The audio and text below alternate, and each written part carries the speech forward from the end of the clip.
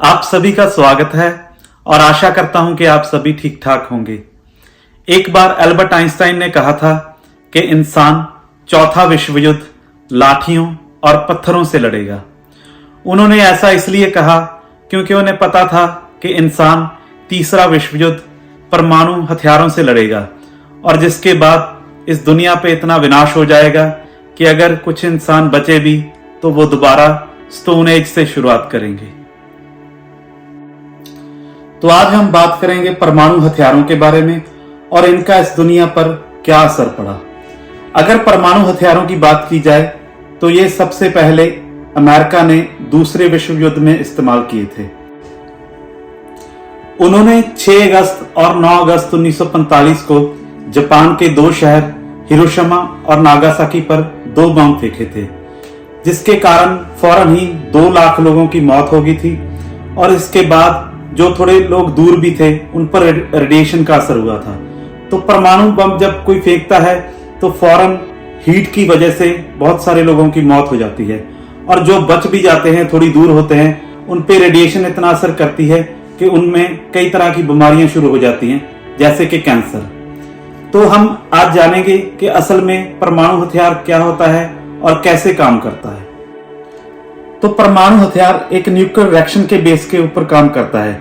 इस nuclear reaction में जो मटेरियल यूज होता है वो होता है यूरेनियम 235 और प्लूटोनियम 239। तो ये दोनों एक रेडियो एक्टिव मटेरियल होते हैं जिसमें इस रिएक्शन में बहुत ज्यादा एनर्जी रिलीज होती है in the form of heat. तो बहुत ज्यादा गर्मी पैदा होती है। तो जब ये यूरेनियम टूटता है तो इसमें 2 तरह की प्रक्रिया होती है। एक होता है न्यूक्लियर फिजन और एक होता है न्यूक्लियर फ्यूजन। न्यूक्लियर फिजन में एक हैवी न्यूक्लाई 2 हिस्सों में बट जाता है, स्प्लिट हो जाता है और बहुत ज्यादा एनर्जी रिलीज होती है। ये तब होता है जब इसे ट्रिगर्ड किया जाता है एक न्यूट्रॉन से, यानी कि एक न्यूट्रॉन उसको हिट करता है न्यूक्लियस को तो उसके 2 हिस्सों में बढ़ जाता है और जब वो टूटता है तो वो आगे 3 न्यूट्रॉन रिलीज करता है। सो ऐसे एक तरह की चेन रिएक्शन बन जाती है। आगे न्यूट्रॉन ट्रिगर होते हैं और न्यूक्लियस टूटते जाते हैं और with in fraction of seconds, कुछ ही क्षणों में बहुत ज्यादा एनर्जी रिलीज होती है हीट की फॉर्म में। तो जो दूसरी प्रक्रिया होती है वो होती है न्यूक्लियर फ्यूजन। तो उसमें क्या होता है, 2 स्मॉल न्यूक्लियाई कंबाइन करते हैं एक बड़ा न्यूक्लियाई बनाने के लिए और उसमें भी बहुत ज्यादा एनर्जी रिलीज होती है in the form of heat.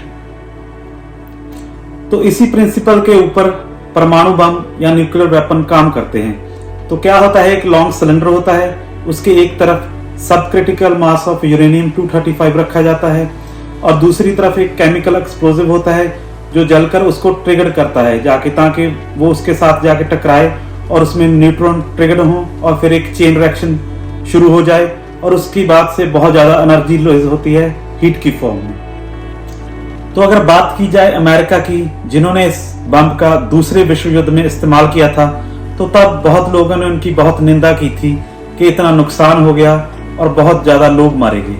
लेकिन तब उन्होंने ये तर्क दिया था कि हमने इस बम का इसलिए इस्तेमाल किया क्योंकि जापान सरेंडर नहीं कर रहा था और हमने अपने नागरिकों की रक्षा के लिए इस बम का इस्तेमाल किया ताकि युद्ध जल्दी से जल्दी खत्म हो जाए।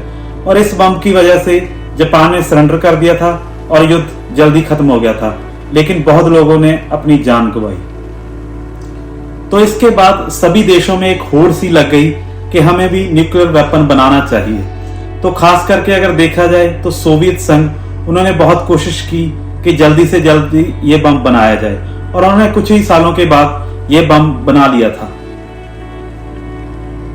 तो अगर हम आज की बात करें तो आज काफी देशों के पास न्यूक्लियर वेपन्स हैं और जिन देशों के पास न्यूक्लियर वेपन्स हैं उन्हें न्यूक्लियर पावर्स कहा जाता है। इनमें अमेरिका के पास 5200 न्यूक्लियर वारहेड्स हैं, रशिया के पास 5500, चाइना के पास 500, फ्रांस के पास 290, यूके के पास 225, पाकिस्तान के पास 170, भारत के पास 164, इजराइल के पास 90 और नॉर्थ कोरिया के पास 30 है।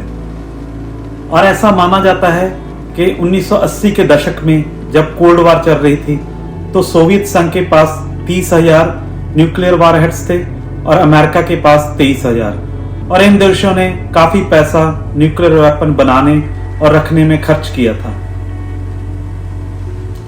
कोई भी देश आज न्यूक्लियर वेपन्स को बनाकर इनको जमा ना कर सके या फिर कोई स्टॉक पाइलिंग ना कर सके, इसके नियंत्रण के लिए समय समय पर कई देशों ने कुछ ट्रीटी साइन किए हैं, जिनमें कई देशों ने हिस्सा लिया है पर कुछ देशों ने इससे मना कर दिया है।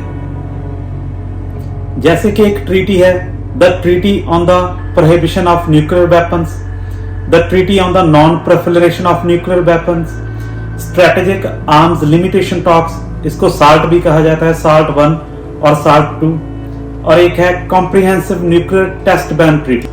इन तमाम ट्रीटीज के अनुसार न्यूक्लियर वेपन्स को बनाना, एक जगह से दूसरी जगह शिफ्ट करना, इनकी स्टॉक पाइलिंग करना या कोई नया मिसाइल प्रोग्राम करना या कोई टेस्ट करना, ये सभी वर्जित किए गए हैं।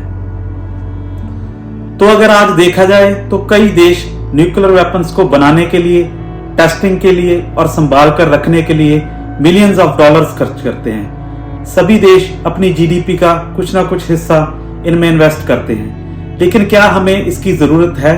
आज के युग में क्या वाकई हमें इसकी जरूरत है? तो देखना चाहिए, अगर यही पैसा हम इंफ्रास्ट्रक्चर पर, कंट्री की डेवलपमेंट पर खर्चें तो कहीं ज्यादा लाभ होगा। लेकिन सारे देश यही तर्क देते हैं कि ये हमने इसलिए बनाकर रखे हुए हैं क्योंकि हमें सेल्फ डिफेंस चाहिए, कि मानो अगर कोई सामने वाला हमला कर दे तो हमारे पास भी होना चाहिए। लेकिन ये कैसा सेल्फ डिफेंस है? ये तो एक तरह का आत्महत्या है, क्योंकि अगर आपके पास है चाहे सामने वाले के पास है, अगर उसने यूज किया तो वो भी मरेगा और आप भी सारे मारे जाओगे।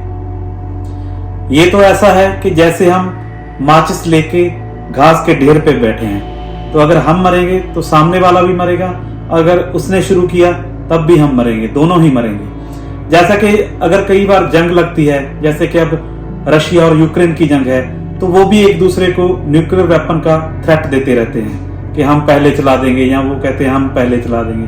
तो इसमें बहुत ज्यादा खतरा है। हम तो यही आशा करते हैं कि सरकारें इस पर ध्यान दें और जो पैसा न्यूक्लियर वेपन्स के ऊपर खर्चा जा रहा है वही लोगों के लिए और देश की तरक्की के लिए इस्तेमाल हो। धन्यवाद।